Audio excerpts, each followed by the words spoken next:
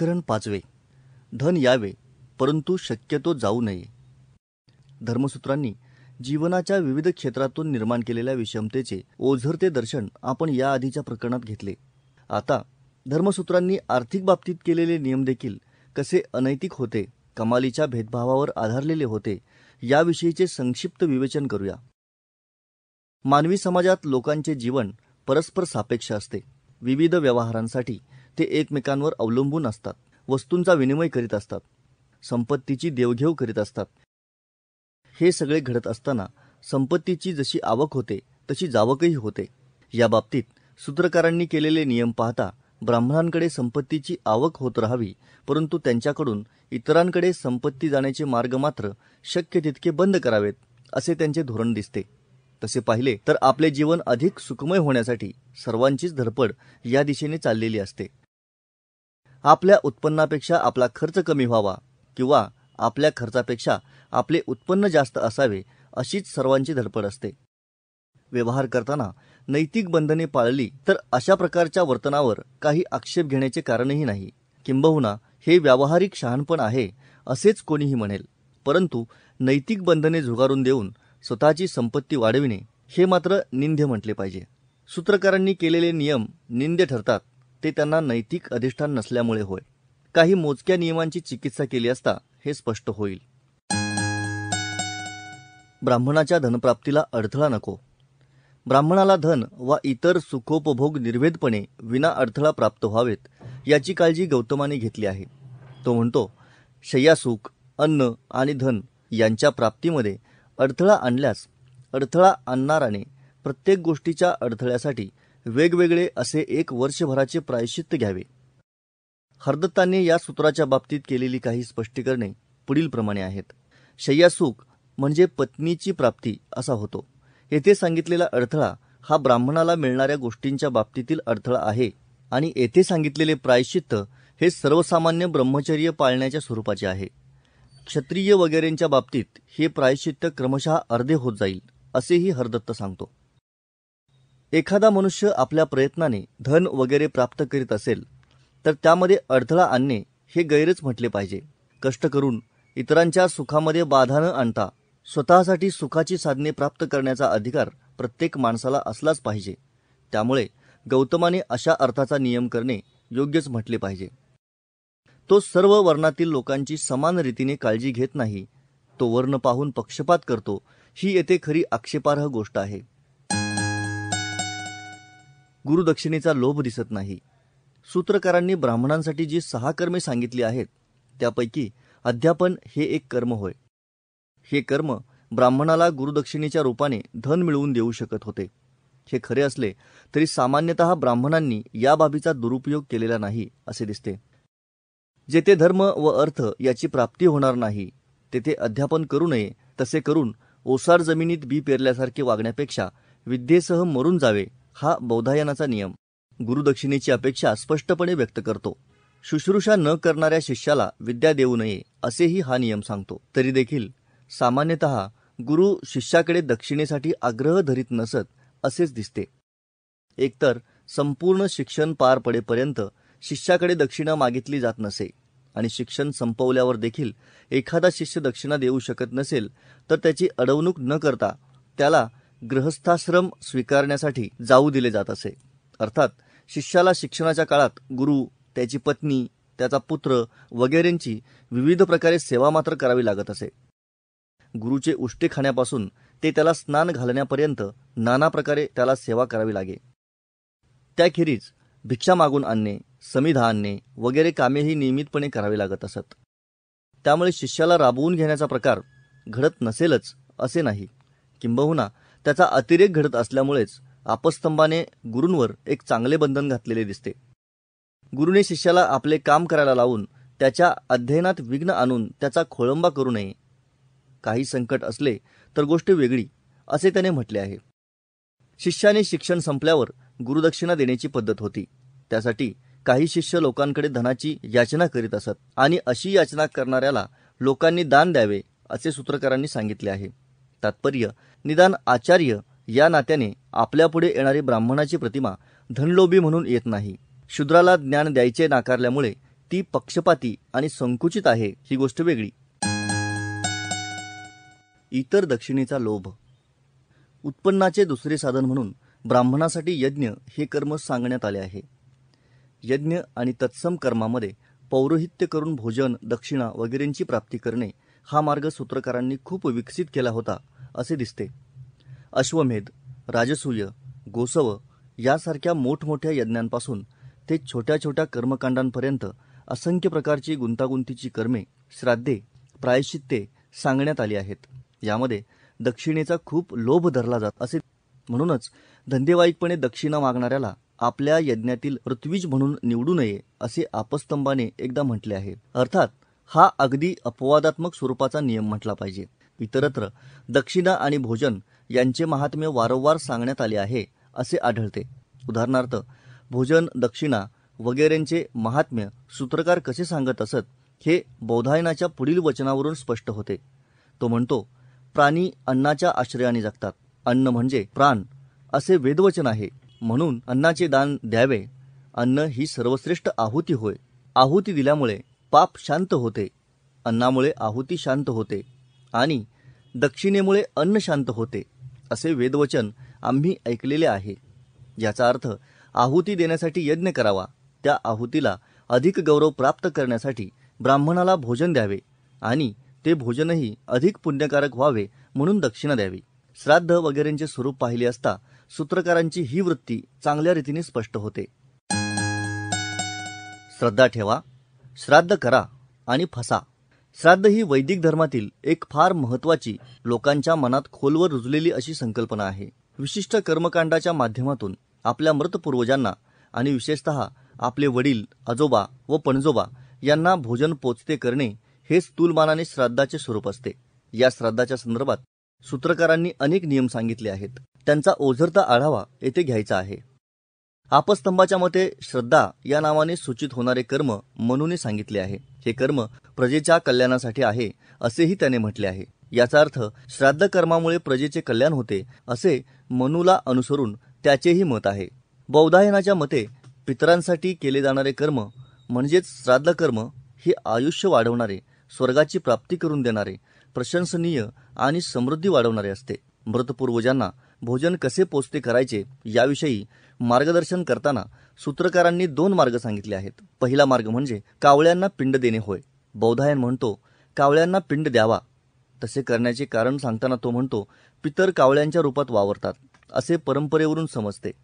कावळे हेच आपले मृत पितर आहेत आणि श्राद्धाच्या वेळी कावळ्यांनी पिंड खाणे हेच पितरांचे भोजन होय अशी ही श्रद्धा आहे. सूत्रकारांनी सांगितलेला दुसरा मार्ग म्हणजे ब्राह्मण भोजन होय. यज्ञाच्या वेळी अग्नीमध्ये टाकलेली आहुती अग्नी इष्टदेवतेला पोचवतो असे मानले जाते. त्याच पद्धतीने श्राद्धाच्या वेळी ब्राह्मणांना दिलेले भोजन ब्राह्मण पितृदेवतांना पोचवतात असे सूत्रकारांचे म्हणणे आहे. यज्ञामध्ये जे काम अग्नी करतात ते काम श्राद्धामध्ये ब्राह्मण करतात असे हे मत आहे. नाहीतरी सूत्रकारांनी ब्राह्मण आणि अग्नी यांचे समीकरण केल्याचे प्रस्तुत पुस्तकात पूर्वी आले आहेच. प्रत्यक्ष श्राद्धाच्या संदर्भातही आपस्तंभाने हे समीकरण स्पष्टपणे मांडले आहे. तो म्हणतो श्राद्ध कर्मामध्ये पितर या देवता असून ब्राह्मण हे आहवनीय अग्नीच्या स्थानी होत. आहवनीय हा ज्याच्यामध्ये आहुती टाकल्या जातात असा अग्नी होय. आपस्तंभाचे हे विधान म्हणजे एक अर्थवाद वाक्य आहे असे हरदत्ताचे म्हणणे आहे. एखाद्या कर्माची स्तुती वा निंदा करणे हे अर्थवादाचे काम असते. हरदत्ताच्या मते श्राद्धामध्ये होम, ब्राह्मण भोजन आणि पिंडदान ही 3 कर्मे असतात आणि त्या 3 कर्मांपैकी ब्राह्मण भोजन हे प्रधान कर्म असते हे सांगण्यासाठी प्रस्तुत अर्थवादवाक्य आलेले आहे. श्राद्धाच्या भोजनासाठी वेदज्ञ वगैरे ब्राह्मणांना बोलवावे, पतित, नास्तिक इत्यादींना बोलवू नये इत्यादी अनेक प्रकारचे नियम सूत्रकारांनी सांगितले आहेत. बोलावण्यास पात्र असलेल्या ब्राह्मणांपैकी जो वयाने अधिक असेल, द्रव्यकृश म्हणजे गरीब असेल आणि भोजनाला येण्यास उत्सुक असेल त्याला बोलवावे असे आपस्तंभ म्हणतो. किती ब्राह्मणांना भोजन द्यावे याविषयी सूत्रकार वेगवेगळी मते मांडताना दिसतात. बौधायन म्हणतो श्राद्धामध्ये 3 ब्राह्मणांना भोजन द्यावे किंवा एकालाच द्यावे. एखादा मनुष्य अत्यंत समृद्ध जरी असला तरी त्याने यापेक्षा अधिक जणांना भोजन देण्यास प्रवृत्त होऊ नये. अधिक जणांना भोजन देण्याचा प्रयत्न केला असता सत्कार, देश व काल यांचे औचित्य, शुचिता आणि योग्य ब्राह्मण उपलब्ध होण्याची शक्यता या 5 गोष्टींचा नाश होतो. म्हणून असा प्रयत्न वर्ज्य करावा. गौतमाच्या मते कमीत कमी 9 ब्राह्मणांना भोजन द्यावे. त्यापेक्षा अधिक ब्राह्मणांनाही देता येईल, पण त्यांची संख्या विषम असावी. हरदत्ताच्या मते वडील, आजोबा व पणजोबा यांच्यासाठी हे भोजन असल्यामुळे ब्राह्मणांची संख्या 9 पेक्षा जास्त घ्यायची झाल्यास 15, 21 इत्यादी प्रकारे 3 या अंकाच्या पटीत असावी. 9 जणांना भोजन देण्याची कुवत नसल्यास कुवतीनुसार कमी जणांना भोजन दिले तरी चालेल. हरदत्ताच्या मते या बाबतीतही 3 वा त्याच्या पटीतील संख्या असावी. स्वतः गौतमानेच पुढे एके ठिकाणी 3 अधिक ब्राह्मणांना भोजन द्यावे किंवा गुणवान अशा एकाला भोजन दिले तरी चालेल असे म्हटले आहे. ब्राह्मणांच्या संख्येच्या बाबतीत आपस्तंभाने पुष्टिकाम श्राद्धाविषयी सांगितलेले नियम पाहण्यासारखे आहेत. पुष्टी म्हणजे मोठे वैभव आणि काम म्हणजे इच्छा. पुष्टीची इच्छा असणाराने उत्तरायणातील एखाद्या महिन्याच्या शुक्ल पक्षात तिष्य नक्षत्रावर हे श्राद्धकर्म सुरू करावे. त्यावेळी एका ब्राह्मणाला भोजन द्यावे आणि त्याला पुष्टीच्या अर्थाच्या मंत्राचे पठण करायला लावावे. दुसऱ्या महिन्यातील तिष्य नक्षत्रापर्यंत या पद्धतीने रोज एका ब्राह्मणाला भोजन द्यावे. दुसऱ्या महिन्यात याच पद्धतीने रोज 2 ब्राह्मणांना, तिसऱ्या महिन्यात रोज 3 ब्राह्मणांना, या पद्धतीने दर महिन्यात एकाने संख्या वाढवत वर्षभर हे चालू ठेवावे. याचा अर्थ 12व्या महिन्यात दररोज 12 ब्राह्मणांना भोजन द्यावे. हे श्राद्ध पूर्ण केल्यानंतर मोठी पुष्टी प्राप्त होते असे आपस्तंभाचे म्हणणे आहे. ज्याला भोजनासाठी बोलवायचे त्या ब्राह्मणाला एकूण 3 निमंत्रणे द्यावीत असे आपस्तंभाने म्हटले आहे. श्राद्धाच्या आधी 1 दिवस भोजनाचे निमंत्रण द्यावे. श्राद्धाच्या दिवशी आज श्राद्ध आहे असे सांगणारे आणखी 1 निमंत्रण द्यावे. भोजन तयार झाल्यानंतर भोजन तयार आहे, आपण यावे असे सांगणारे 3रे निमंत्रण द्यावे. आपल्या शक्तीनुसार उत्तम गुण असलेले व उत्तम संस्कार केलेले भोजन द्यावे असे गौतमाने म्हटले आहे. आपस्तंभाने मात्र भोजन कसे असावे याविषयी विस्ताराने लिहिले आहे. तेलातुपाने युक्त अशा अन्नाविषयी पितरांच्या मनात अधिक दीर्घकाळपर्यंत तीव्रतर प्रीती असते असे तो म्हणतो. त्याच पद्धतीने धर्मपूर्वक प्राप्त केलेले धन प्राप्त अशा ब्राह्मणाला दिले असता पितरांची अधिक काळपर्यंत तीव्रतर प्रीती असते असेही तो सांगतो. तो आणखी म्हणतो, ब्राह्मणांना गायीच्या मांसाचे भोजन दिले असता पितर वर्षभर तृप्त राहतात. म्हशीचे मांस दिले तर त्यापेक्षाही अधिक काळ तृप्त राहतात. यावरून हे स्पष्ट होते की पाळीव व रानटी पशूंचे मांस दिल्यामुळे पितर तृप्त होतात. गेंड्याच्या चर्मावर बसवलेल्या ब्राह्मणांना गेंड्याचे मांस दिले असता पितर अनंत काळपर्यंत तृप्त होतात. त्याच पद्धतीने शतबली नावाच्या माशाच्या मांसानेही ते अनंत काळपर्यंत तृप्त होतात. वारघ्रानस नावाच्या पक्षाच्या मांसानेही ते अनंत काळपर्यंत तृप्त होतात. तो आणखी म्हणतो, मासिक श्राद्धात स्निग्ध पदार्थच असावेत. तूप आणि मांस यांनी युक्त भोजन हे सर्वोत्तम होय. त्याच्या अभावी तेल व भाजी यांनी युक्त भोजन द्यावे. श्राद्ध कोणत्या दिवशी करावे याविषयी सूत्रकारांनी बराच लवचिकपणा दाखवला आहे. गौतम म्हणतो, अमावस्येला पितरांसाठी श्राद्ध करावे किंवा कृष्ण पक्षाच्या पंचमीपासून नंतरच्या कोणत्याही तिथीला करावे किंवा आपल्या श्रद्धेनुसार कृष्ण पक्षाच्या सर्व तिथींना करावे किंवा द्रव्य, योग्य देश आणि ब्राह्मणाचे सानिध्य या गोष्टी प्राप्त झाल्या की ती श्राद्धाच्या दृष्टीने योग्य वेळ समजावी. कोणत्या तिथीला श्राद्ध केले की कोणते पुण्य मिळते याचे सविस्तर विवेचन आपस्तंभाने केले आहे. तो म्हणतो, प्रत्येक महिन्याला श्राद्ध करावे. कृष्ण पक्षाचे शेवटचे दिवस हे श्राद्धाच्या दृष्टीने अधिक चांगले होत. कृष्ण पक्षाच्या सर्व दिवशी केलेले श्राद्ध पितरांना संतुष्ट करते, परंतु वेगवेगळ्या दिवशी श्राद्ध करणाऱ्यांना वेगवेगळे फळ मिळते. पहिल्या दिवशी श्राद्ध करणारास शक्यतो मुली होतात. दुसऱ्या दिवशी करणाराची मुले चोर होतात. तिसऱ्या दिवशी करणारास ब्रह्मतेजाने युक्त पुत्र होतात. तर 4थ्या दिवशी श्राद्ध करणारा छोट्या पशूंनी संपन्न होतो. 5व्या दिवशी श्राद्ध करणाराला पुत्र होतात. अनेक पुत्र होतात आणि तो विनापत्य मरत नाही.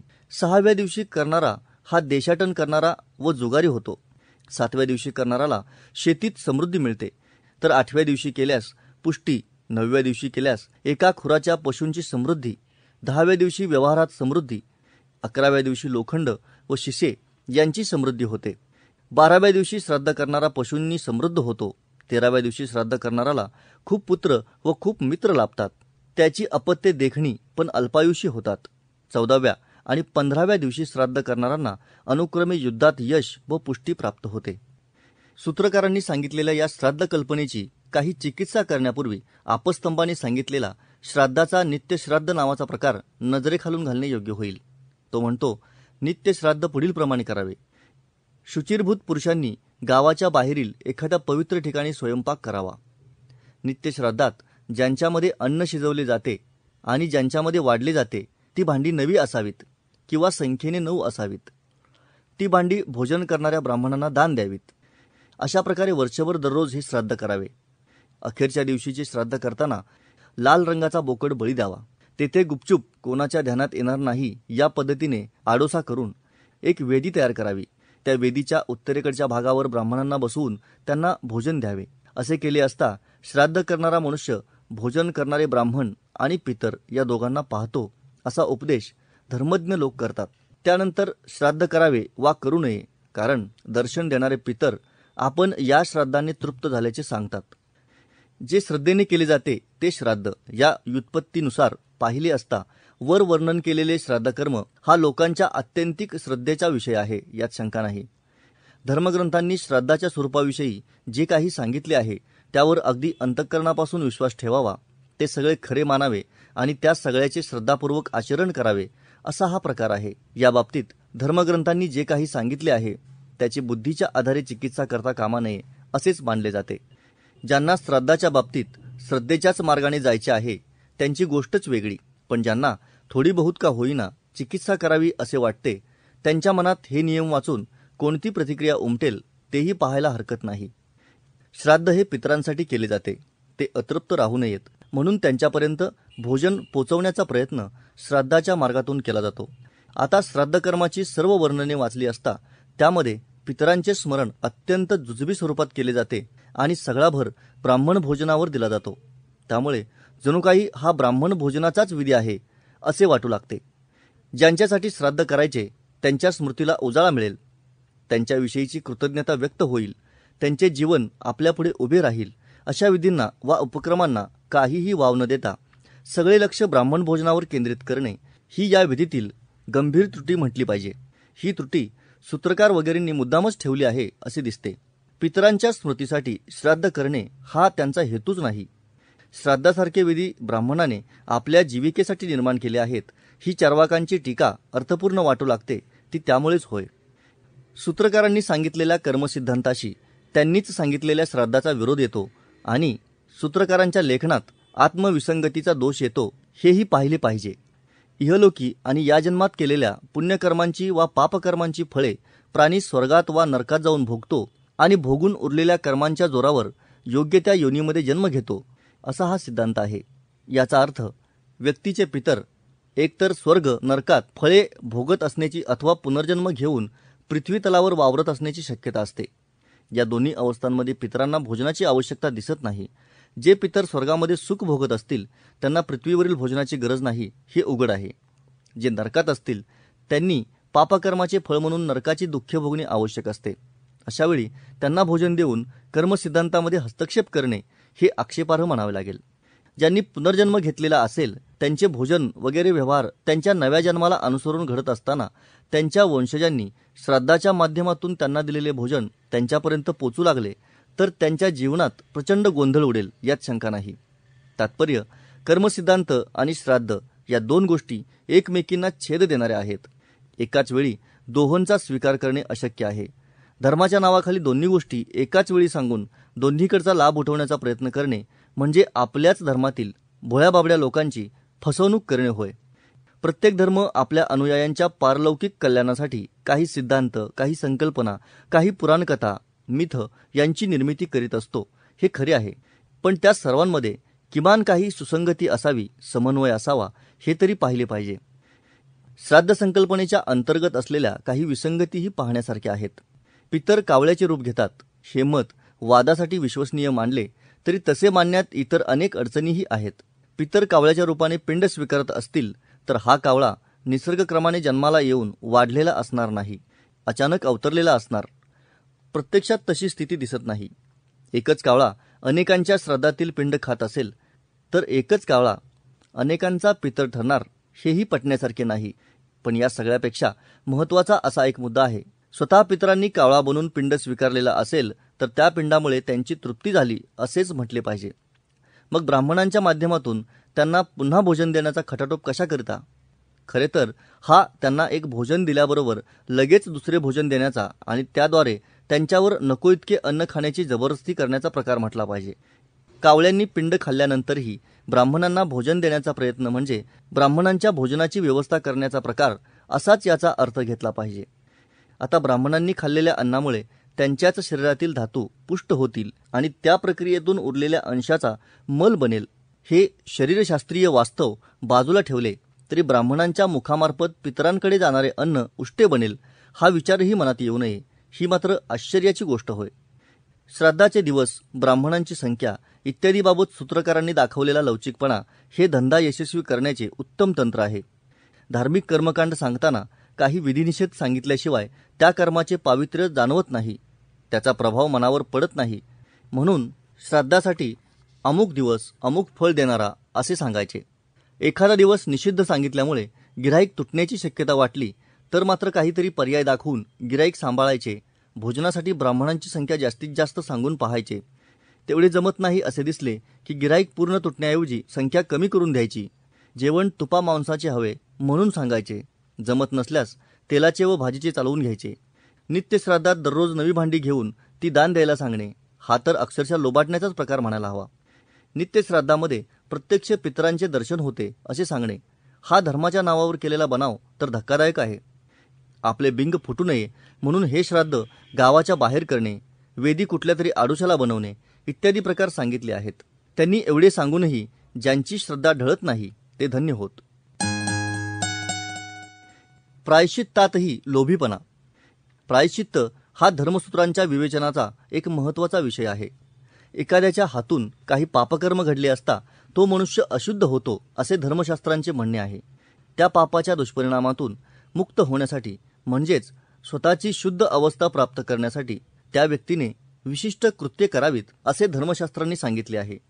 ही विशिष्ट कृत्ये म्हणजेच प्रायश्चित्य होत. विशिष्ट पद्धतीने उपवास करणे, विशिष्ट मंत्रांचे पठण करणे, विशिष्ट पद्धतीने भिक्षा मागणे, विशिष्ट कर्मकांड करणे हे स्थूलमानाने प्रायश्चित्ताचे स्वरूप असते. प्रायश्चित्त करताना कोणत्या ना कोणत्या प्रकारे दान करणे हाही अत्यंत महत्त्वाचा घटक मानण्यात आला आहे. वेगवेगळी प्रायश्चित्ते घेताना कोणकोणत्या वस्तूंची दाने द्यावीत याविषयी गौतम म्हणतो, सोने, गाय, वस्त्र, घोडा, भूमी, तीळ, तूप, अन्न इत्यादी वस्तूंचे दान द्यावे. बौधायनानेही नेमके याच अर्थाचे वचन उद्धृत केले आहे. या वस्तू कोणातरी ब्राह्मणाला दान द्याव्यात असा नियम होता. कारण दान स्वीकारण्याचा अधिकार धर्मशास्त्रानुसार दुसऱ्या कोणालाही नव्हता. एखाद्याने क्षत्रियाची हत्या केली असता त्याने पाप दूर करण्यासाठी एका बैलासह 1000 गायी ब्राह्मणाला दान द्याव्यात. वैश्याची हत्या केली असता एका बैलासह 100 गायी ब्राह्मणाला दान द्याव्यात आणि शूद्राची हत्या केली असता एका बैलासह 10 गायी ब्राह्मणाला दान द्याव्यात असे गौतम आणि आपस्तंभ यांनी म्हटले आहे. गौतमाने आणखीही काही दाने सांगितली आहेत. उदाहरणार्थ, डुक्कर मारल्यास तुपाने भरलेला घडा आणि साप मारल्यास लोखंडाचा दंड ब्राह्मणाला द्यावा असे तो म्हणतो.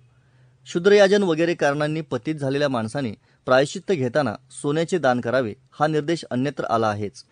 आपल्या हातून काही अनुचित कृत्य घडले असता पश्चातापाच्या भावनेने आत्मशुद्धीसाठी काही कृती करणे या दृष्टीने प्रायश्चित्ताची संकल्पना स्तुत्यच म्हटली पाहिजे.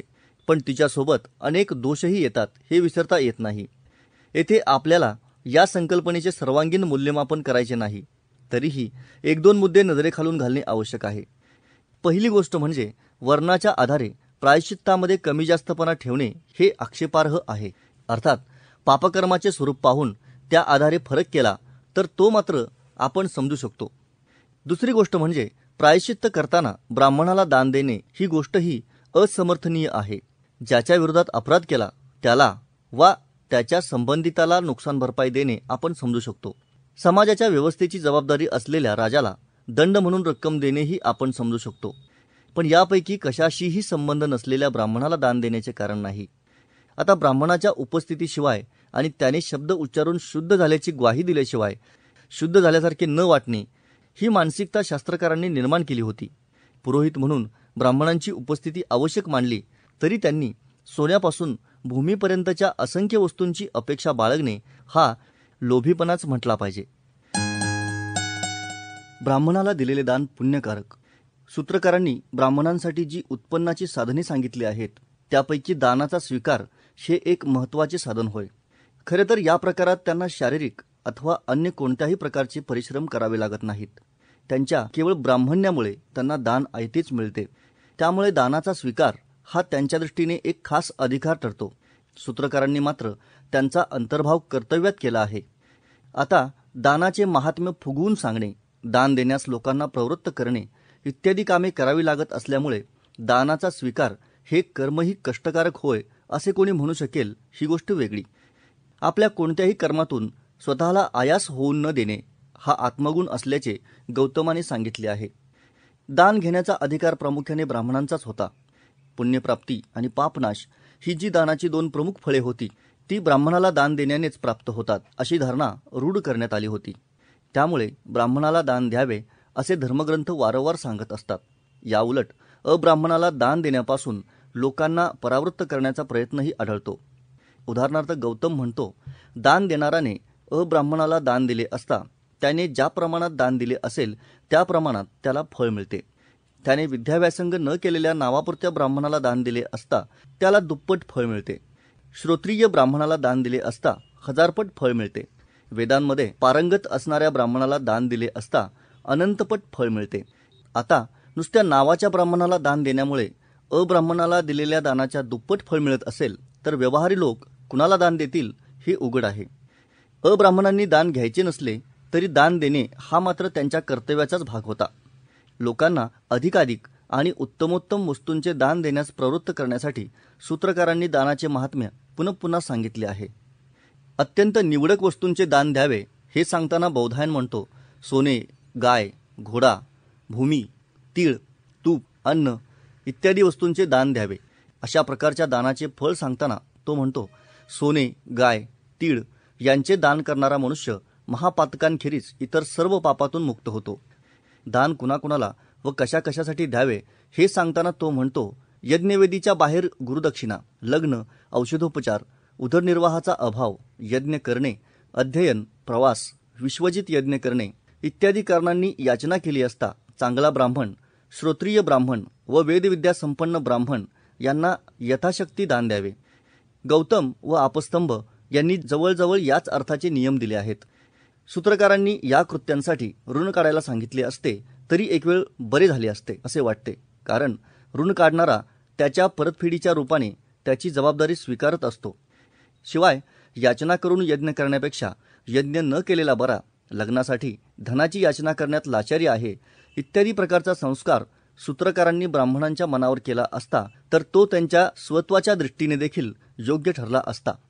दानाचा गौरव करताना आपस्तंभ म्हणतो, जो राजा आपल्या सेवकांना हानी पोचू न देता ब्राह्मणांना त्यांच्या योग्यतेनुसार जमीन व वित्त यांचे दान देतो तो अनंत लोकांची प्राप्ती करतो.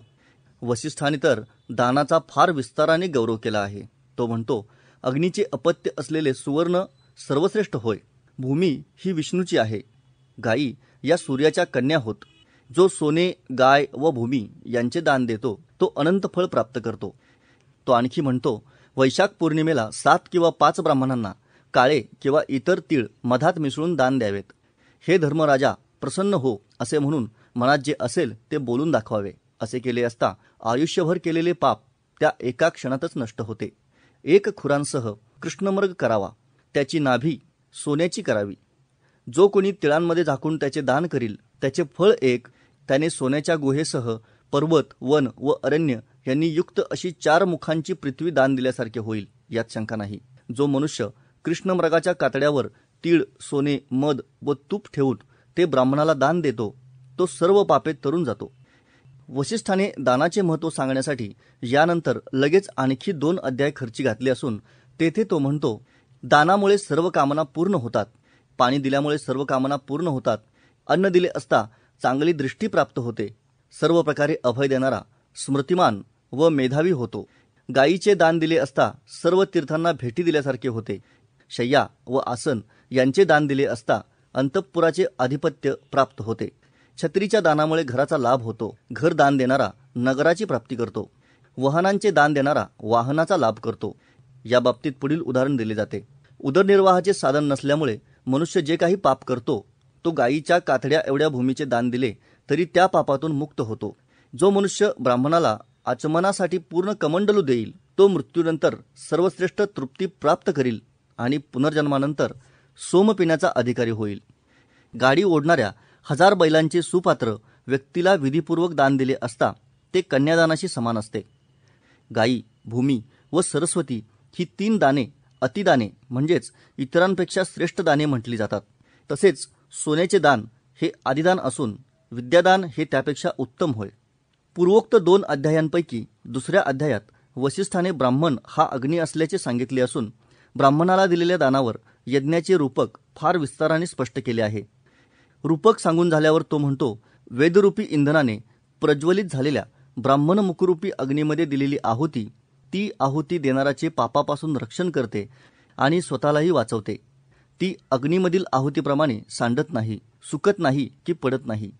म्हणून ब्राह्मणाच्या मुखात दिलेली आहुती ही अग्निहोत्रातील अग्नीमध्ये दिलेल्या आहुतीपेक्षा श्रेष्ठ असते. या दान महात्म्याबरोबरच आपल्या ग्रंथाचा वसिष्ठ धर्मशास्त्राचा समारोप करताना तो म्हणतो, वृद्ध होणाऱ्या माणसाचे केस वृद्ध होतात, वृद्ध होणाऱ्या माणसाचे दात वृद्ध होतात, पण तो वृद्ध होत असताना त्याची जीवनाची आशा व धनाची आशा वृद्ध होत नाही. ज्या लोकांकडे दुर्बुद्धी असते त्यांच्या दृष्टीने ही आशा टाकणे अवघड असते. मनुष्य वृद्ध होतानाही ती वृद्ध होत नाही. ही आशा म्हणजे प्राण जाईपर्यंत टिकणारा व्याधी आहे. जो या तृष्णेचा त्याग करतो तो सुख प्राप्त करतो. सूत्रकारांनी केलेला दानाचा हा गौरव, दानाची संकल्पना भारतीय लोकांच्या मनात खोलवर रुजविण्यास कारणीभूत झाला. आपल्या समाजात दान म्हणजेच धर्म असे समीकरण होऊन बसले. हे दानधर्म या सामासिक शब्दावरूनही सूचित होते. हे दान कोणत्याही वर्णातील व जातीतील असहाय, निराधार, अनाथ, दुर्बळ, मदतीची गरज असलेल्या लोकांना माणूस म्हणून उभे राहण्यासाठी आपल्या सामाजिक जबाबदारीचा वाटा उचलण्याच्या भावनेने दिले जात असते, तर ती एक अभिनंदनीय आणि स्वागतार्ह घटना ठरली असती. पण सूत्रकारांना या पद्धतीने विचार करायचा नाही. त्यांना गरज पाहायची नाही, वर्ण पाहायचा आहे. म्हणून दान फक्त ब्राह्मणालाच दिले जावे असे ते आग्रहाने सांगत आहेत. संपत्तीच्या प्राप्तीसाठी कष्ट करण्याची क्षमता असूनही ब्राह्मणांना कष्टाचा मार्ग दाखवण्याऐवजी सूत्रकारांनी त्यांना संपत्ती आयती मिळेल अशी व्यवस्था केली. त्यांना एक प्रकारे ऐतखाऊ बनवले. दुसरीकडे दान देणाऱ्यांची नैतिकता देखील डागाळून टाकली. दान देणारे धर्मासाठी दान देतात. दानाद्वारे त्यांना पुण्य मिळवायचे असते, पाप दूर करायचे असते. हे सगळे ब्राह्मणांना दिलेल्या दानानेच साध्य होते. त्यासाठी ब्राह्मणांकडून काही वेगळा मोबदला मिळण्याची ते अपेक्षाही करीत नाहीत. पुण्य मिळणार नसेल तर गरजू लोकांना दान देण्यासही ते उत्सुक नसतात. ते त्यामुळेच होय. सेवेच्या स्वरूपात भरपूर मोबदला देणाऱ्या शूद्रांना त्यांची हक्काची संपत्ती देतानाही खळखळ करणारे, कपाळाला आट्या घालणारे, तोंड वाकडे करणारे, रक्कम द्यायचे टाळण्यासाठी फाटे फोडणारे लोक ब्राह्मणांकडून आशीर्वाद वगैरेंसारख्या पोकळ व भोंगळ गोष्टींखेरीज काहीही मिळणार नाही याची खात्री असतानाही धर्मग्रंथांच्या प्रभावामुळे त्यांना दान देण्यासाठी मात्र आनंदाने, उत्साहाने, उत्स्फूर्तपणे, स्वयंप्रेरणेने तयार होतात. वारे धर्म! ज्या समाजात कसलेही श्रम न करता अत्यंत सन्मानाने व प्रतिष्ठेने धन प्राप्त होऊ शकते, त्या समाजात श्रमाधिष्ठित नैतिकता कशी बरे पुष्ट होईल? ज्या समाजात सेवा वगैरेंच्या मार्गांनी भरपूर मोबदला देणाऱ्यांना त्यांच्या हक्काचे धन देताना हात आकडता घेतला जातो आणि ऐतखाऊ लोकांना ओंजळी भरभरून आणि अत्यंत पूज्य भावाने धन दिले जाते, त्या समाजात विवेकाचा मार्ग कितपत रुजेल बरे? दानाचे महात्म्य सांगून झाल्यावर धनाशेची निंदा करणारे जे वक्तव्य वसिष्ठाने केले आहे त्यातून नेमके काय सूचित होते ते पाहण्यासारखे आहे. ज्यांची धनाशा सुटत नाही ते दुष्ट होत आणि ज्यांची सुटते त्यांना सुख लागते असे तो म्हणतो. मग ब्राह्मणांना धनाशेचा त्याग करण्याचा मार्ग सांगावा असे त्याला का वाटत नाही? नाना मार्गांनी ब्राह्मणांकडे संपत्ती जावी असे तो पुन्हा का सुचवतो? दान देणाऱ्यांना मात्र धनाशा टाकण्याचा उपदेश का केला आहे? यात कुणाचा स्वार्थ साधणार हे काय वसिष्ठाला कळत नव्हते? शूद्राची संपत्ती जबरदस्तीने घ्यावी. लग्न वगैरेसाठी शूद्राकडून संपत्ती घ्यायची झाली तर मात्र याचना न करता ती जबरदस्तीने घ्यावी याविषयीचा गौतमाचा पुढील नियम पाहण्यासारखा आहे. विवाह सिद्ध व्हावा म्हणून आणि धर्मकार्य पूर्ण व्हावे म्हणून शूद्राकडून धन घ्यावे. ते द्रव्य घेण्यासाठी त्या शूद्राने परवानगी दिलेली नसली तरी ते जबरदस्तीने घ्यावे असा या नियमाचा अर्थ टीकाकारांनी स्पष्ट केला आहे. येथे अभिप्रेत असलेले धर्मकार्य म्हणजे ज्यामध्ये पशुहत्या वगैरे केली जाते असे यज्ञ यागादी कर्म हेही टीकाकारांनी स्पष्ट केले आहे. सूत्रात विवक्षित असलेली विवाहसिद्धी व धर्मकार्य ब्राह्मणाच्या घरचे आहे हे उघड आहे. कारण कायदा मोडून एखाद्याचे धनधान्यादी पदार्थ जबरदस्तीने घेण्याची परवानगी धर्मसूत्रानुसार कायद्यापेक्षा वर असलेल्या ब्राह्मणालाच होती हे उघड आहे. शूद्राला यज्ञादी धर्मकृत्य करण्याचा अधिकार नव्हता. त्यामुळे त्याची संपत्ती रीतसर दक्षिणेच्या मार्गाने उकळता येत नव्हती. त्यामुळे संपत्ती जबरदस्तीने घेण्याचा उघडपणे अनैतिक मार्ग धर्मसूत्रांनी पुरस्कृत केला. या सूत्राचा अर्थ सांगताना धन कसे घ्यावे याविषयी डॉक्टर उमेशचंद्र पांडेय यांनी बलात् हा शब्द वापरला आहे, तर जॉर्ज बोहर यांनी बाय फ्रॉड ऑर फोर्स असे शब्द वापरले आहेत. विशिष्ट परिस्थितीत शूद्राखेरीज इतरांचीही संपत्ती लुबाडून लग्न व यज्ञ पार पाडावेत हे सांगण्यासाठी गौतमाने आणखी 3 सूत्रे लिहिली आहेत. तो म्हणतो, जो स्वतःकडे खूप पशु असूनही यज्ञादी धर्मकृत्य करीत नाही तो शूद्राहून वेगळ्या वर्णाचा असला तरी त्याचे धन घ्यावे. जो स्वतःकडे 100 गायी असूनही अग्निहोत्र करीत नाही त्याचे धन घ्यावे. जो स्वतःकडे 1000 गायी असूनही सोमपान करीत नाही त्याचे धन घ्यावे. शूद्राखेरीज अन्य व्यक्तींची संपत्ती केव्हा लुबाडावी ते हरदत्त नावाच्या टीकाकाराने स्पष्ट केले आहे. तो म्हणतो, शूद्र सापडला नाही तर वैश्याकडून धन घ्यावे, तोही सापडला नाही तर क्षत्रियाकडून घ्यावे, तोही सापडला नाही तर ब्राह्मणाकडून घ्यावे असे हरदत्ताने का म्हटले नाही हे अगदी उघड आहे. ब्राह्मणाच्या संपत्तीला अशा पद्धतीने कोणीही आणि केव्हाही स्पर्श करायचा नाही हे धर्मसूत्रांनी अनेक मार्गांनी अन्यत्र स्पष्ट केले आहे. भरपूर गायी असूनही धर्मकृत्ये न करणाऱ्या वैश्याची व क्षत्रियाची संपत्ती लुटून स्वतःचे लग्न वा धर्मकृत्य पूर्ण करावे असे गौतमाचे सांगणे आहे. धर्मसूत्रांच्या काळी गायी हा संपत्तीचा एक प्रमुख घटक होता हे आपण येथे ध्यानात घेतले पाहिजे. कोणत्या वैश्याची व कोणत्या क्षत्रियाची संपत्ती लुबाडून घ्यावी असे गौतम सांगतो तेही पाहण्यासारखे आहे. धर्मकृत्य करून जे ब्राह्मणांना रीतसर दक्षिणा देतात त्यांची संपत्ती लुबाडायची नाही. धनसंपत्ती असूनही जे त्या संपत्तीला साजेशी धर्मकृत्य करून ब्राह्मणांना दक्षिणा देत नाहीत त्यांची संपत्ती मात्र लुबाडून घेण्याची परवानगी गौतमाने दिली आहे. अशी संपत्ती लुबाडण्याच्या बाबतीत राजाने अडथळा तर आणायचा नाहीच, उलट अशा कृत्यांना संरक्षण द्यायचे असे राजावरही बंधन घालण्यात आले होते. यात नवल नाही.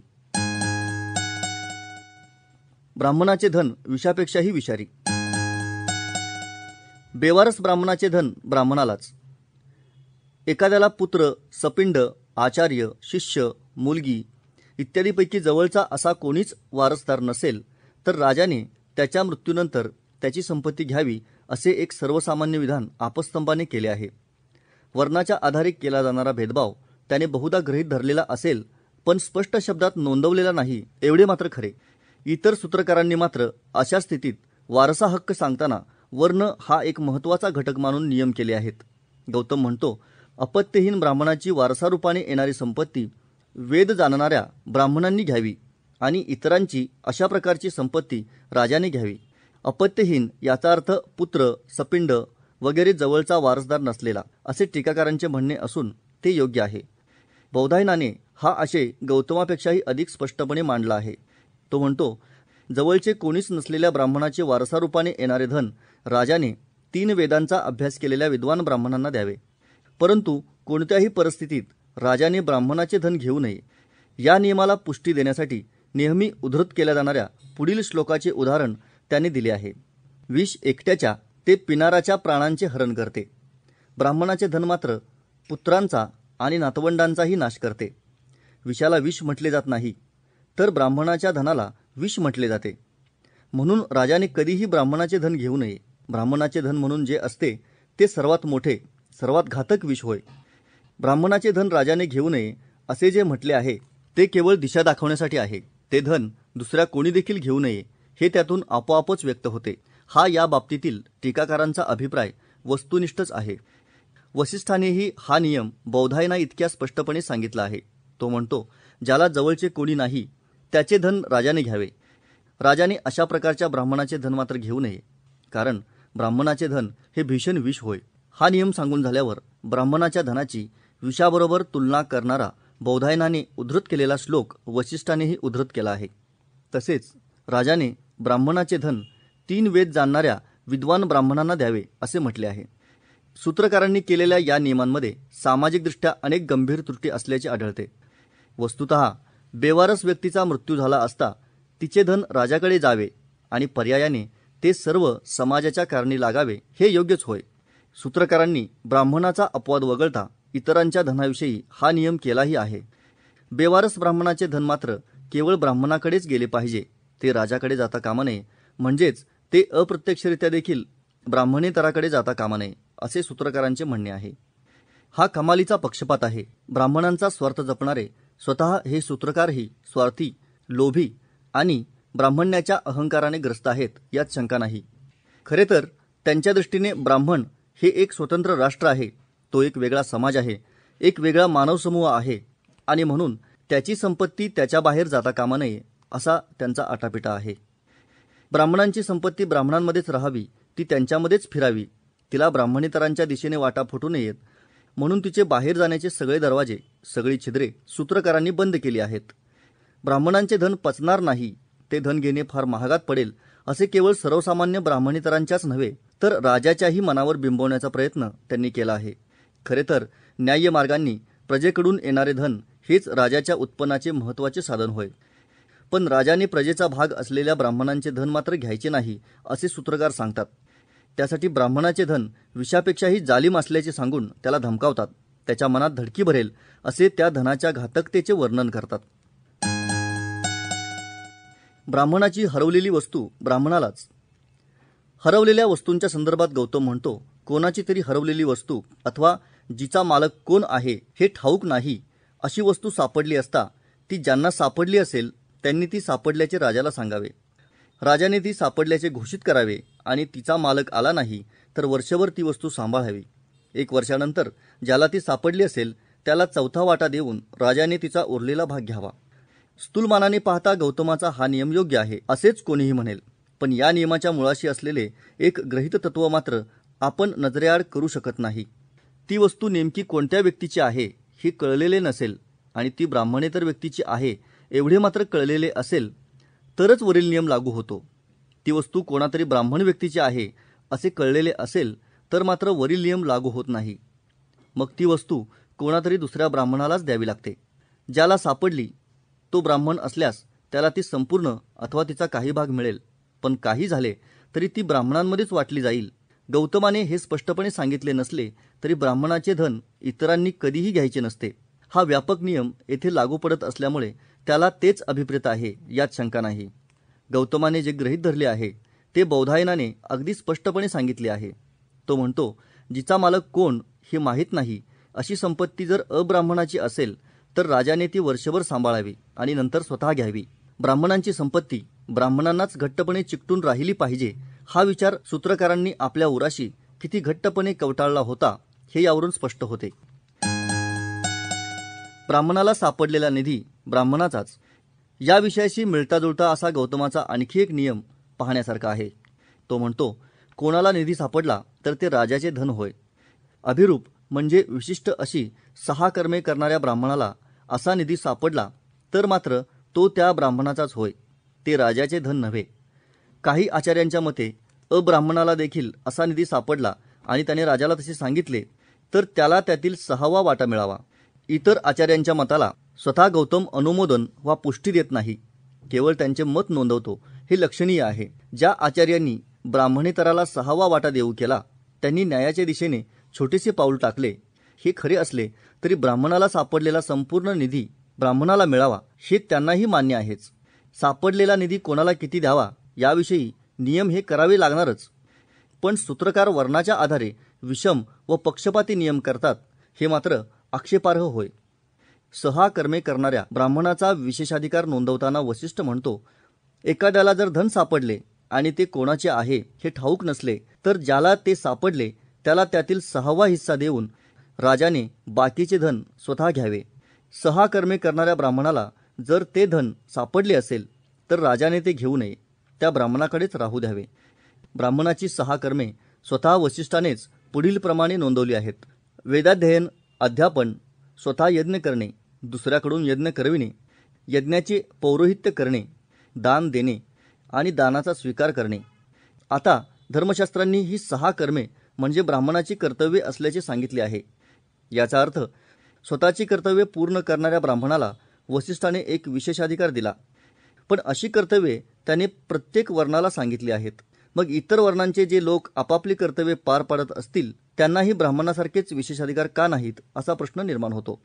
याचा अर्थ हा विशेषाधिकार कर्तव्यपूर्तीशी निगडीत नसून ब्राह्मण्याशी निगडीत आहे. आणखी एक गंमत पहा. दानाचा स्वीकार हेही ब्राह्मणाचे कर्तव्य मानण्यात आले आहे. खरे म्हणजे यामध्ये ब्राह्मणाने स्वतंत्रपणे काही करायचे नसून फक्त स्वतःचा आर्थिक लाभच करून घ्यायचा आहे. स्वतःचा लाभ करून घेणे हेही त्याच्या दृष्टीने कर्तव्याचे पालन ठरते आणि तसे पालन केल्याबद्दल आणखी काही विशेषाधिकार त्याला प्राप्त होतात. निरुत्साही ब्राह्मणांचेही पालन पोषण करावे. राजाने श्रोत्रिय असलेल्या ब्राह्मणांचे भरण पोषण करावे असे गौतमाने म्हटले आहे. याचा अर्थ ब्राह्मणांनी निश्चिंत मनाने निर्धास्तपणे वेदाध्ययन करावे आणि त्यांच्या उदरनिर्वाहाची जबाबदारी राजाने उचलावी. अध्ययन करीत असताना त्यांचे मन स्वतःच्या उपजीविकेच्या चिंतेने कुरतडले जाऊ नये. त्यांना एकाग्र चित्ताने अध्ययन करता यावे अशी व्यवस्था राजाने करावी असा हा नियम होता. ज्ञानसाधना करणाऱ्या लोकांच्या उदरनिर्वाहाची जबाबदारी अशा रीतीने शासनाने समाजाने उचलली तर त्यात काही अनैतिक आहे असे मानण्याचे कारण नाही.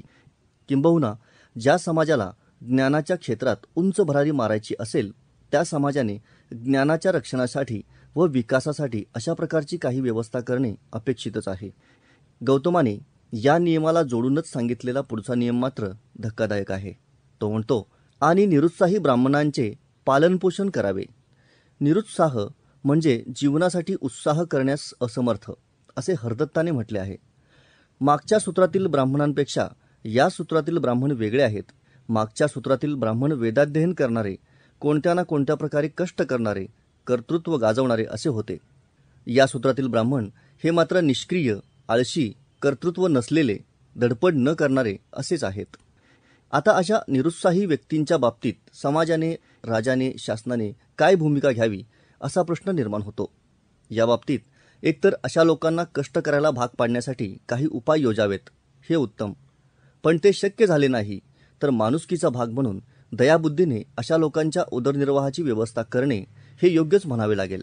ही व्यवस्था कोणत्या स्वरूपात व कोणत्या दर्जाची करायची हे त्या समाजाच्या एकूण उत्पन्नावर, आर्थिक परिस्थितीवर अवलंबून राहील हे ओघानेच आले.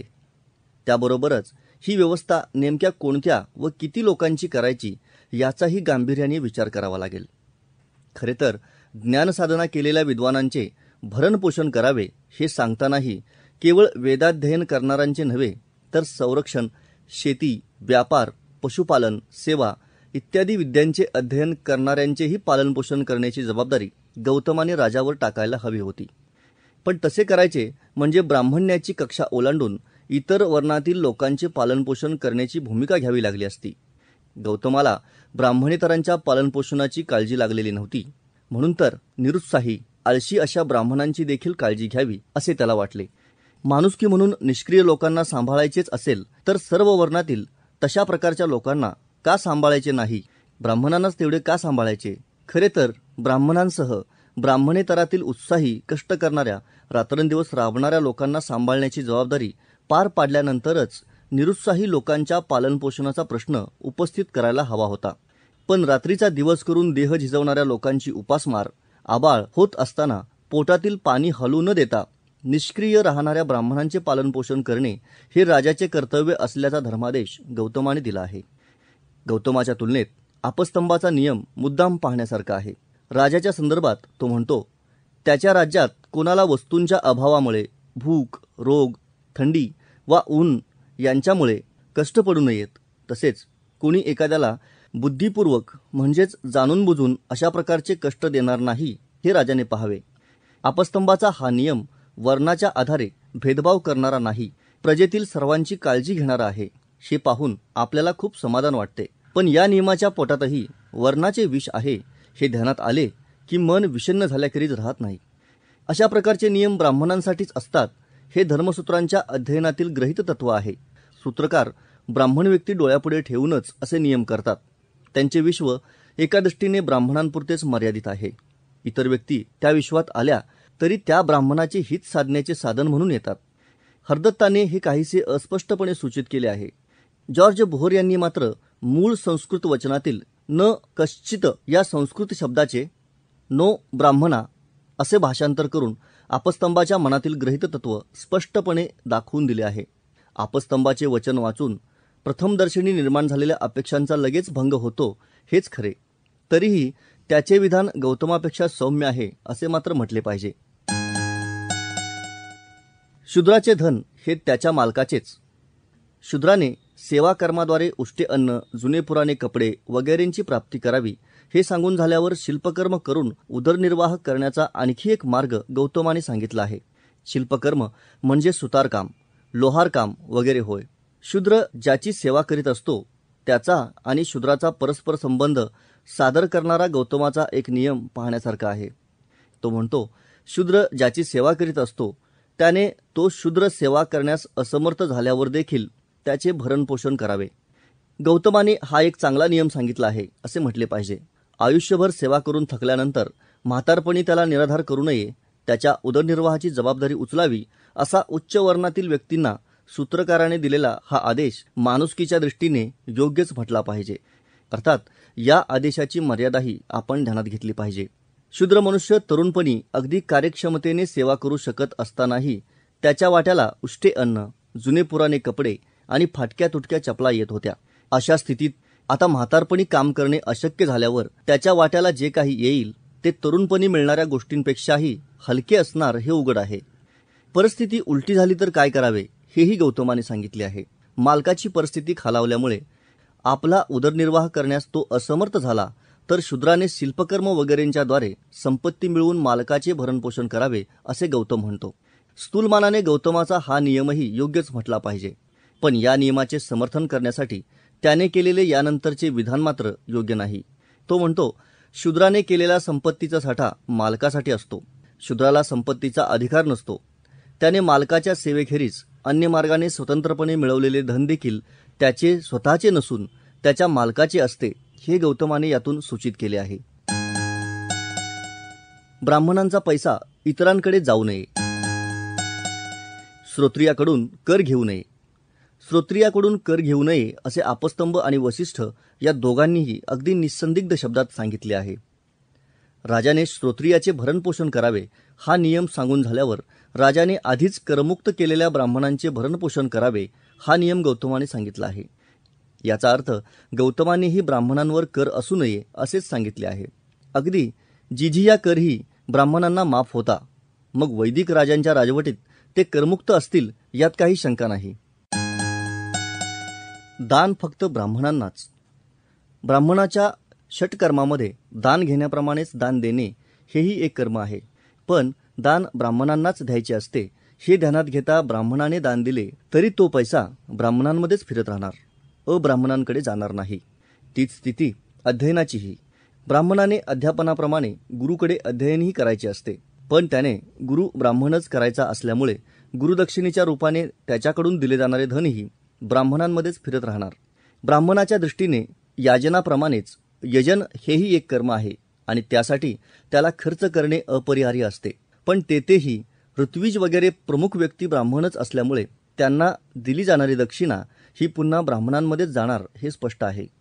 त्याने श्राद्ध केले, प्रायश्चित्त घेतले तरी भोजन, दान वगैरे मार्गांनी धनखर्च होणार ते प्रामुख्याने ब्राह्मणांसाठीच. याचा अर्थ ब्राह्मणाकडून अब्राह्मणाकडे संपत्ती जाण्याला फारसा वाव राहणार नाही याची खबरदारी सूत्रकारांनी घेतली आहे.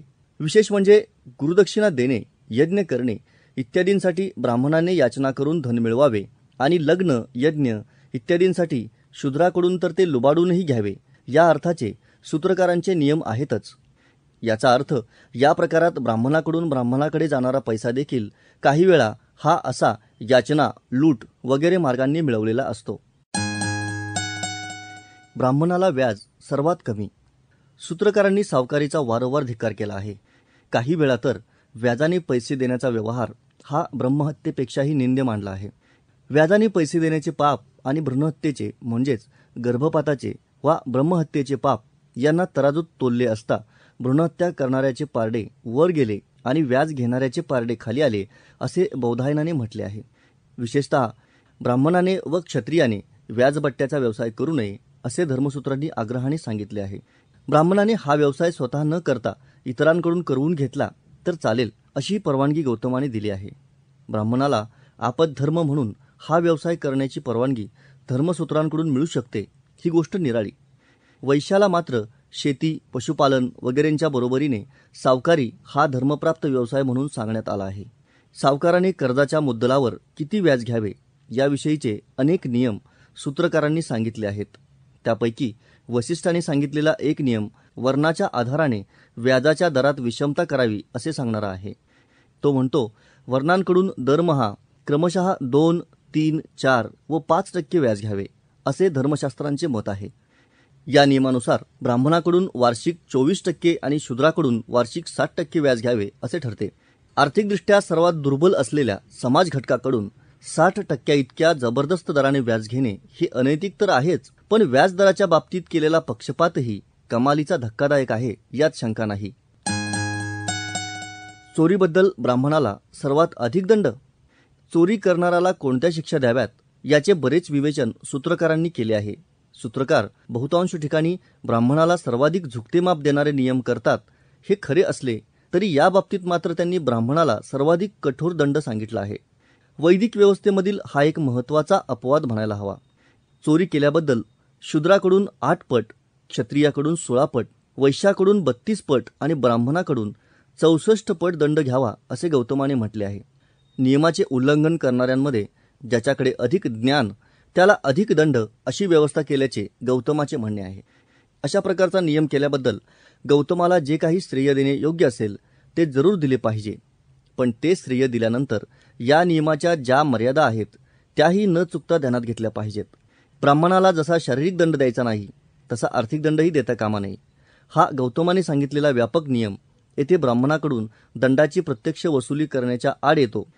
दुसरी गोष्ट अशी की ब्राह्मणाला विनासायास धन प्राप्त करण्याचे इतके मार्ग सूत्रकारांनी दिले आहेत की त्याला चोरी करण्याची गरजच भासणार नाही अशी स्थिती आहे. उदाहरणार्थ, त्याला एखादी वस्तू हवी असल्यास तो लोकांकडे तिची मागणी करू शकतो आणि त्या वस्तूचे दान दिल्यामुळे आपल्याला पुण्य मिळते या भावनेने लोक अत्यंत आनंदाने ती वस्तू त्याला दान देतात. या प्रकारात स्वतःचे आर्थिक नुकसान झालेले असतानाही ती वस्तू स्वीकारून ब्राह्मणानेच आपल्यावर उपकार केला आहे असे मानतात. आता ब्राह्मण्याच्याच प्रभावामुळे वस्तू प्राप्त करण्याचा हा मार्ग उपलब्ध असताना ब्राह्मणाला चोरीकडे वळण्याचे काही कारणच नाही. ब्राह्मण आपल्या लग्नासाठी वा यज्ञयागासाठी शूद्राची एवढेच नव्हे तर वैश्य व क्षत्रिय यांचीही संपत्ती धर्माच्या आधारेच जबरदस्तीने घेऊ शकतो. आता एखाद्याची संपत्ती जबरदस्तीने घेणे ही एक प्रकारची चोरीच होय, पण धर्मशास्त्रे या कृत्याला चोरी ही संज्ञा न देता धर्मकृत्य असे मानतात ही गोष्ट वेगळी. या संदर्भात गौतमाचा आणखी एक नियम पाहण्यासारखा आहे. गायीसाठी गवत, अग्नीसाठी इंधन, वेली व वनस्पती यांची फुले आणि ज्यांची राखण केली जात नाही अशा वृक्षांची फळे स्वतःची असल्याप्रमाणे म्हणजेच त्यांच्या मालकांची परवानगी न घेता येतात. या नियमामागचे सूक्ष्म तत्व देखील ब्राह्मणाला स्वतःच्या मालकीची नसलेली वस्तू मालकाच्या परवानगीविना घेण्याचा अधिकार आहे असे सुचवते. तात्पर्य, चोरी करण्याच्या बाबतीत ब्राह्मणाला शूद्राच्या 8 पटीने दंड सांगितल्याचे वरवर दिसत असले तरी त्या नियमाचे अंतरंग फारसे उमदे नाहीत असेच म्हणावे लागते. ब्राह्मणाच्या सोन्याची चोरी हे महापातक. धर्मग्रंथ पापपुण्य म्हटल्या जाणाऱ्या कृत्यांची सातत्याने चर्चा करीत असतात. त्यांना निषिद्ध, त्याज्य वा निंद्य वाटणाऱ्या कृत्याला ते पाप अशी संज्ञा लावतात. पाप हे माणसाचे पतन घडवून आणणारे कृत्य असल्यामुळे त्याला पातक असेही म्हटले. धर्मग्रंथांनी अशा असंख्य पापांची वा पातकांची चर्चा केली आहे. या असंख्य पातकांपैकी 5 पातके ही गंभीर मानून त्यांचा महापातके या नावाने एक स्वतंत्र गट करण्यात आला आहे. वसिष्ठाने ब्राह्मणाच्या सोन्याचे अपहरण हे या 5 एक महापातक असल्याचे नोंदवले असून सर्वच धर्मग्रंथांना ते मान्य आहे. कायदेशीरदृष्ट्या पाहता चोरी हा एक गुन्हा असून धर्मग्रंथांनी चोरीला पाप मानले ते योग्यच होय. असे असले तरी या बाबतीत त्यांनी केलेला पक्षपात अत्यंत गंभीर आहे. आता असा पक्षपात त्यांच्याकडून अपेक्षितच आहे ही गोष्ट वेगळी. ब्राह्मणाचे सोने चोरले की ते महापातक आणि इतरांचे चोरले की ते नुसते पातक वा उपपातक. ब्राह्मणाने ते सोने दानाच्या मार्गाने म्हणजे कष्ट न करता मिळवले असले तरी त्या सोन्याची चोरी हे महापातक आणि इतरांनी कष्ट करून मिळालेल्या सोन्याची कोणी चोरी केली तरी ते साधे पातक. ब्राह्मणाच्या सोन्याची चोरी करण्याचे धाडस कोणाला होऊ नये, तशी हिंमत कोणी दाखवू नये असे कृत्य करण्यापासून सर्वांनी दूर राहावे असा धाक निर्माण करण्याचे काम या नियमाने केले आहे. शिवाय ब्राह्मणाचे धन विषापेक्षाही जालिम असते. या नियमाची जोड या नियमाला आहेच. याउलट ब्राह्मणेतराच्या संपत्तीची चोरी ही काही फार गंभीर बाब नव्हे अशी भावना लोकांच्या मनात रुजवण्याचे कामही या नियमाने केले आहे. ब्राह्मणाचे सोने चोरणाराला शिक्षा, प्रायश्चित्त इत्यादी स्वरूपात कोणती वागणूक द्यावी याविषयी सूत्रकारांनी काही खास नियम केले आहेत. गौतम म्हणतो, चोराने आपले केस मोकळे सोडावेत आणि एक मुसळ घेऊन राजाकडे जावे. तेथे त्याने राजाला आपले कर्म सांगावे. राजाने त्याचा मुसळाने वध केला तरी किंवा त्याला सोडून दिले तरी तो शुद्ध होतो. राजाने त्याचा वध केला नाही तर तो पापी होतो. चोरीचे पाप त्याला लागते. ब्राह्मणाला शारीरिक दंड देऊ नये, पुन्हा असे करू नकोस म्हणून सांगणे, त्याचा गुन्हा जाहीर करणे, त्याला राज्यातून हाकलून देणे अथवा त्याच्या अंगावर विशिष्ट चिन्ह उठवणे हा ब्राह्मणासाठी गुन्ह्याच्या स्वरूपानुसार दंड होय. बौधायन आणि आपस्तंभ यांनीही थोड्या बहुत फरकाने हेच सांगितले आहे. ब्राह्मणाला शारीरिक दंड न देण्याविषयीचा मुद्दा त्यांनी गौतमाप्रमाणे स्पष्टपणे सांगितला नसला तरी त्यांच्या दृष्टीने तो गृहीतच आहे. ब्राह्मणाला शारीरिक दंड तर द्यायचा नाहीच, पण त्याला आर्थिक दंडही द्यायचा नाही हे गौतमाच्या उपर्युक्त नियमावरून स्पष्ट होते.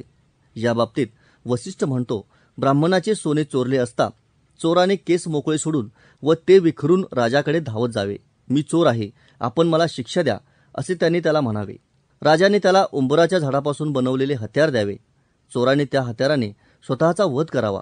तो मरणामुळे शुद्ध होतो असे परंपरेवरून समजते, किंवा स्वतःचा वध करण्यासाठी त्याने अंगाला तूप माखावे आणि गायीच्या शेणाने पेटवलेल्या अग्नीमध्ये पायापासून सुरुवात करून एक एक अवयव या पद्धतीने स्वतःचे दहन करून घ्यावे.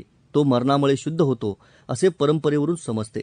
ब्राह्मणाचे सोने चोरणे हा सूत्रकारांना किती गंभीर गुन्हा वाटत होता हे यावरून समजते. ब्राह्मणांच्या गायींचे रक्षण. ब्राह्मणाची हत्या केल्यामुळे लागणाऱ्या महापातकातून सुटका होण्यासाठी आपस्तंभाने एक विशेष उपाय सांगितला आहे.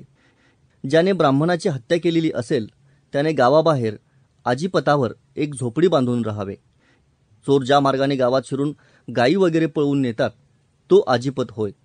चोर ब्राह्मणांच्या गायी पळवून नेऊ लागले तर आपण त्या गायी सोडवू अशी इच्छा बाळगून त्याने त्या झोपडीत राहावे. चोर ब्राह्मणांच्या गायी पळवून नेऊ लागले की त्याने त्या चोरांशी युद्ध सुरू करावे. अशा प्रकारचे प्रयत्न करताना तो चोरांकडून 3 वेळा पराभूत झाला किंवा चोरांना पराभूत करून ब्राह्मणांच्या गायी त्यांना परत देऊ शकला तर तो पापातून मुक्त होतो. केवळ ब्राह्मणांच्या गायी वाचवण्यासाठी त्याने जीव धोक्यात घातला तरच तो मुक्त होतो, हे येथे महत्त्वाचे आहे. ब्राह्मण धनाच्या रक्षणासाठी मृत्यू हा यज्ञच. ब्राह्मणाची संपत्ती चोरली जाण्याच्या संदर्भात आपस्तंभाने सांगितलेला आणखी एक नियम पाहण्यासारखा आहे. तो म्हणतो, ब्राह्मणाची संपत्ती चोरीला गेली असेल आणि ती चोराकडून जिंकून ब्राह्मणाला परत करण्याच्या प्रयत्नात राजा मारला गेला असेल तर तो आत्मयूप आणि अनंत दक्षिण यज्ञ म्हटला जातो. ब्राह्मणाचे चोरलेले धन परत मिळवण्याच्या उद्देशाने आपल्या शरीराचा त्याग करणाऱ्या इतर शूरांना हा नियम लागू होतो. ब्राह्मणाच्या संपत्तीचे रक्षण करताना येणाऱ्या मृत्यूचे आपस्तंभाने येथे आत्यंतिक उदात्तीकरण केले आहे. त्याचा अत्युच्च गौरव केला आहे असे दिसते. वस्तुतः प्रजेच्या प्राणांचे, संपत्तीचे आणि एकूण हिताचे रक्षण करणे हे राजाचे कर्तव्यच असते. हे कर्तव्य पार पाडत असताना त्याला मृत्यू आला तर त्याच्याविषयी कृतज्ञता बाळगणे, त्याचा गौरव करणे हे सुसंस्कृतपणाचेच लक्षण म्हटले पाहिजे. परंतु दुःख याचे वाटते की आपस्तंभाला सर्व समाजाची काळजी पडलेली नाही. अब्राह्मणांच्या संपत्तीचे काय होते याची विशेष फिकीर त्याला नाही. ब्राह्मणाच्या संपत्तीचे रक्षण हे मात्र त्याच्या दृष्टीने समाजातील फार महान मूल्य होऊन बसते. याचा अर्थ त्याने केलेला राजाच्या मृत्यूचा गौरव हा नैतिकतेपोटी केलेला नसून आपमतलबाने केलेला आहे. राजाच्या मृत्यूला त्याने यज्ञ म्हटले आहे. हा यज्ञ आत्मयूप या स्वरूपाचा असल्याचेही म्हटले आहे.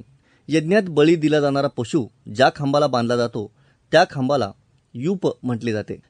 येथे राजा स्वतःच्या शरीररूपी खांबाला स्वतःचा अंतरात्मा वा प्राण यांच्या रूपातील पशु बांधतो आणि अशा रीतीने स्वतःचाच बळी देतो, आत्मबलिदान करतो. त्याचा हा यज्ञ अनंत दक्षिण असल्याचेही म्हटले आहे. ज्या यज्ञात अनंत संपत्ती दक्षिणा म्हणून दिली जाते त्या यज्ञाला ही संज्ञा दिली जाते. याचा अर्थ राजाने येथील युद्धात प्राण अर्पण करणे म्हणजे अनंत दक्षिणा देऊन यज्ञ करण्यासारखे आहे. आपस्तंभाने येथे केलेले मृत्यूचे वर्णन बहुजनांच्या मनाला भुरळ घालणारे आहे. सर्वस्वाचा त्याग करण्यासाठी त्यांना उत्तेजित करणारे, प्रोत्साहित करणारे आहे. आधीच त्यांना यज्ञ, यूप, दक्षिणा इत्यादी संज्ञांचे विलक्षण आकर्षण असते. त्या संज्ञा एकीकडून पोकळ व अर्थहीन आहेत आणि दुसरीकडून बहुजनांच्या दृष्टीने घातक व गुलामगिरीच्या द्योतक आहेत, याचेही त्यांना भान नसते. त्यामुळे अशा प्रकारच्या नियमांकडे ते उत्स्फूर्तपणे खेचले जातात. केवळ ब्राह्मणांच्याच संपत्तीचे रक्षण का करायचे असा प्रश्न त्यांच्या मनात निर्माण होत नाही. उलट आपल्या आयुष्यातील ते एक पवित्र ध्येय आहे. त्यामुळे आपल्या धर्माचे पालन होणार आहे आणि आपले पारलौकिक कल्याण होणार आहे, अशी दृढ श्रद्धा त्यांच्या मनात निर्माण होते. निदान 3 वेळा जखमी व्हावे. ब्राह्मणाच्या संपत्तीचे रक्षण करावे हे मनावर ठसवण्यासाठी त्या कृत्याचे गोडवे गाणारा गौतमाचा एक नियमही या संदर्भात पाहण्यासारखा आहे. ब्राह्मणाची हत्या हे 5 महापातकांपैकी एक महापातक मानण्यात आले आहे. ते पाप करणारा कोणकोणती प्रायश्चित्ते घेतली असता त्या पापातून मुक्त होऊन शुद्ध होतो, याचे विवेचन गौतमाने विस्ताराने केले आहे. अशा प्रकारचे पाप करणाराला त्याने सांगितलेले एक प्रायश्चित्त पुढील प्रमाणे आहे. ब्राह्मणाचे धन चोरीला गेले असता ते परत आणण्यासाठी युद्ध करताना जो कमीत कमी 3 वेळा जखमी होतो, तो ब्रह्महत्येच्या पापातून मुक्त होतो. टीकाकारांच्या म्हणण्यानुसार अशा 3 प्रयत्नांनंतर तो धन परत आणू शकला नाही तरी शुद्ध होतो. याउलट तो एका प्रयत्नानंतरच धन परत आणू शकला तरी शुद्ध होतो. एखाद्याने आपल्या जीवावर उदार होऊन ब्राह्मणाच्या संपत्तीचे रक्षण करण्याचा प्रयत्न पुन्हा केला तर त्याने केलेला ब्राह्मणांच्या दृष्टीने सर्वात मोठा गुन्हा देखील माफ करण्याचे औदार्य गौतमाने दाखवले आहे. ब्राह्मणांच्या दृष्टीनेही लाचारीचे. संपत्तीच्या बाबतीत सूत्रकारांनी केलेले बहुतेक नियम पक्षपाती आहेत. आर्थिक बाबतीत ब्राह्मणाला शक्य तितके झुकते माप द्यायचे, शक्य तितक्या संधी उपलब्ध करून द्यायच्या आणि कष्ट मात्र शक्यतो करावे लागणार नाहीत अशी व्यवस्था करायची, हे त्यांचे सर्वसामान्य धोरण होते. या धोरणामुळे सर्वसामान्य लोकांची फसवणूक आणि पिळवणूक झाली, हे जरी खरे असले तरी ब्राह्मणांच्या दृष्टीने देखील हा मोठा स्वाभिमानाचा प्रकार झाला असे म्हणता येत नाही. संपत्ती प्राप्त करण्यासाठी वापरले जाणारे कष्टाचे मार्ग त्यांनी स्वतःच बंद केले. स्वतःच्या कष्टातून निर्माण झालेला आणि त्यामुळे हक्काने प्राप्त होणारा पैसा हा निसंशयपणे निरामय आनंद देणारा असतो. दुसऱ्याने दिलेल्या दानातून मिळणारे धन धर्मशास्त्रांच्या दृष्टीने कितीही पवित्र असले तरी त्या धनाला कळत नकळत किंचित का होईना दैन्याचा व लाचारीचा स्पर्श झालेला असतो. सूत्रकारांनी केलेले श्राद्ध, प्रायश्चित्त वगैरेंच्या बाबतीतील नियम पाहिले असता ब्राह्मणांना जणू काही आपली सगळी प्रतिभा लोकांकडून आयते भोजन मिळवण्यासाठी खर्ची घालावी लागत होती. आपले सगळे बुद्धिवैभव त्याच उद्देशाने नव्या नव्या युक्त्या शोधून काढण्यासाठी खर्ची घालावे लागत होते असे दिसते. भोजनाच्या संदर्भात करण्यात आलेले अनेक नियम अधाशीपणाने ओतप्रोत भरलेले आहेत असे दिसते. याचा अर्थ नियमांच्या या जंजाळात अडकलेल्या ब्राह्मणांनी स्वतःची शारीरिक कष्टातून सुटका करून घेतली आणि उत्तमोत्तम भोजनांची व अन्य सुखोपभोगांची सोय करून घेतली. हे खरे असले तरी उपजीविकेसाठी लाचारीचा मार्ग पत्करला असेच म्हटले पाहिजे. आपल्या सुखोपभोगांसाठी इतरांना कष्ट करायला लावण्याची अनैतिकता या नियमांमध्येच होती, पण त्याबरोबरच स्वतःच्या दृष्टीने स्वाभिमान शून्यताही होती. या संदर्भात बौधायनाचा दैन्य, शाठ्य आणि जैहम्य, कुटिलता वर्ज करावे हा नियम पाहण्यासारखा आहे. बौधायनाने शठता म्हणजेच दुष्टपणा आणि कुटिलता वर्ज करावी असे सांगितले असले तरी त्याने स्वतःच केलेले असंख्य नियम या दोषांना वृद्धिंगत करणारे आहेत असे दिसते. दैन्याच्या बाबतीतही काहीशी तीच स्थिती आहे असे वाटते. हा नियम सांगून झाल्याबरोबर या नियमाचे दैन्याच्या बाबतीत समर्थन करण्यासाठी त्याने एक गाथा उद्धृत केली आहे. शुक्र आणि वृषपर्वा यांच्या मुलींच्या संवादाची गाथा या बाबतीत उदाहरण म्हणून दिली जाते असे सांगून बौधायनाने पुढील श्लोक उद्धृत केला आहे. या श्लोकामध्ये क्षत्रिय असलेल्या वृषपर्व्याची मुलगी शर्मिष्ठा ही ब्राह्मण शुक्राची मुलगी असलेल्या देवयानीला म्हणते, तू दुसऱ्याची स्तुती करणाऱ्या, याचना करणाऱ्या आणि दान घेणाऱ्या पुरुषाची मुलगी आहेस. याउलट मी दुसऱ्याकडून ज्याची स्तुती केली जाते अशा दान देणाऱ्या आणि दुसऱ्याकडून दान न घेणाऱ्या पुरुषाची मुलगी आहे. शर्मिष्ठेने देवयानीला कोणत्या संदर्भात व कोणत्या कारणाने अशा प्रकारे हिनवले ते बौधायनाने सांगितलेले नाही. शर्मिष्ठेने तिला असे हिनवणे योग्य नव्हते असेही आपण म्हणू. तरी देखील शर्मिष्ठेने एक कठोर आणि कडवट वास्तव आपल्या बोलण्यातून व्यक्त केले आहे, यात शंका नाही. कष्टाचा मार्ग वर्ज करणाऱ्यांच्या वाट्याला अशा प्रकारचे दैन्य येणे हे स्वाभाविकच म्हटले पाहिजे. या प्रकारात ब्राह्मणांना दैन्य वाटू नये अशी दान स्वीकारणाऱ्या ब्राह्मणांची आणि दान देणाऱ्यांचीही मानसिकता निर्माण करण्यात आली होती, हे मात्र आपण ध्यानात घेतले पाहिजे. येथे दान घेणाऱ्यांना कमीपणा नव्हता, उलट त्यांना पूज्य आणि पवित्र मानले जात होते. दान देणारेही आपण ब्राह्मणांवर काही उपकार करीत आहोत अथवा ब्राह्मणाला काही मदत करीत आहोत असे मानत नसत. आपण आपल्या कल्याणासाठी पुण्य प्राप्त करीत आहोत याचा अर्थ ब्राह्मण लोक आपले दान स्वीकारून आपल्यावर उपकार करीत आहेत असे त्यांना वाटत असे. याखेरीज ब्राह्मण लोकांना राजाच्या मदतीने आणि धर्माची भीती घालून धन प्राप्त करण्याचे आणि आपले धन रक्षण करण्याचे अनेक मार्ग होते, हेही आपण पाहिले आहेच. हे नियम निकोप नव्हेत. संपत्तीच्या बाबतीत सूत्रकारांनी केलेले हे नियम निकोप समाजव्यवस्थेच्या दृष्टीने अनुकूल नाहीत हे उघड आहे. चातुर्वर्ण्य व्यवस्थेमध्ये ब्राह्मणांनी स्वतःच समाजाचे बौद्धिक नेतृत्व स्वतःकडे घेतले होते. समग्र समाजाची जास्तीत जास्त प्रतिभा फुलावी आणि तो समाज प्रगतीची उंच उंच शिखरे गाठण्यासाठी समर्थ व्हावा अशी स्वप्ने पाहणारा कोणीही मनुष्य समाजाचे नेतृत्व करणाऱ्याकडून काही विवेकाची, काही तारतम्याची आणि संतुलित वृत्तीची अपेक्षा करील. परंतु सूत्रकारांचे हे नियम पाहिल्यानंतर या अपेक्षांचा पार चुराडा होऊन जातो. हे नियम ना सूत्रकारांची प्रतिमा उज्ज्वल बनवतात, ना ब्राह्मणाला माणुसकीच्या उन्नत पातळीवर घेऊन जातात. मग ब्राह्मण लोक ज्या समाजाचे नेतृत्व करू पाहत होते त्या सर्व समाजाला त्यांनी अत्यंत उन्नत पातळीवर घेऊन जाण्याचा प्रश्नच उद्भवत नाही. ब्राह्मण लोक आर्थिक बाबतीत अत्यंत निष्प्रह व निर्लोभी होते अशी त्यांची प्रतिमा वारंवार लोकांसमोर ठेवली जाते. धर्मसूत्रांचे आर्थिक बाबतीतील पूर्वोक्त नियम पाहिले असता त्या प्रतिमेला तडे जातात यात शंका नाही.